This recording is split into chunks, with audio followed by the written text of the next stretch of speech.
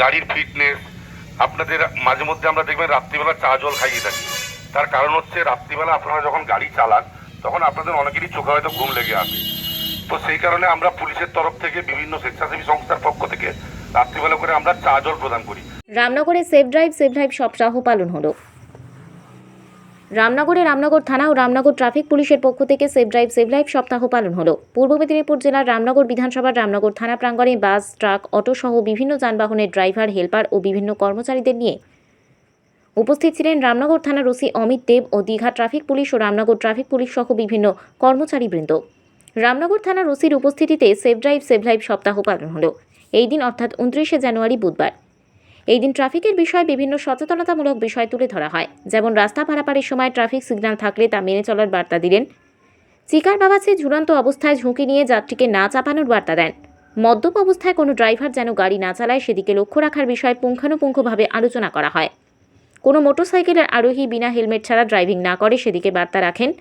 ঝুঁকি নিয়ে গাড়ি চালানো থেকে বিরত থাকার পরামর্শ দেওয়া হয়। গাড়ি চালানোর সময় মোবাইল ব্যবহার করা থেকে বিরত থাকার কথা বলেন এবং রাস্তায় গাড়ি চালানোর সময় কোনো প্রতিদ্বন্দ্বিতা না করার আবেদন জানান। বেশি জোরে গাড়ির হর্ন বাজাবেন না এ কথা তুলে ধরেন। এছাড়াও বিভিন্ন ট্রাফিক বিষয়ে পুঙ্খানুপুঙ্খভাবে শিবিরে আলোচনা করা হয়। দাদা বলছি, নামটা আপনার? আমার নাম শ্যামসুন্দর দাস। কোথা থেকে এসেছেন? আমি রামনগরে। রামনগর ট্রাফিক পুলিশের আয়োজনে সেফটি উইক চলছে। হ্যাঁ স্যার। কেমন লাগলো আজকে? আজকে খুব ভালো লেগেছে। প্রোগ্রামটা কোন কোন বিষয়ের উপরে হলো? সেফ ড্রাইভ সেভ লাইফের। আর কতটা কাজে লাগবে এটা? এটা খুব জরুরি। প্রত্যেক বছর হয় না, কোন কোন সময় হয় এটা? প্রত্যেক বছরই হয়। প্রত্যেক বছরে একবার হয় না, কবার হয়? না, একবার দুবার।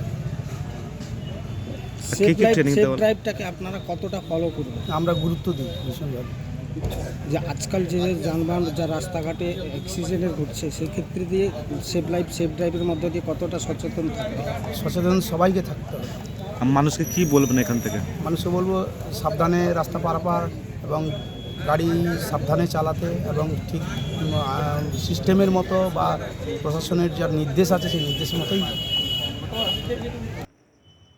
রামনগর থেকে নিজস্ব প্রতিনিধির রিপোর্ট, ডিএন আপডেট।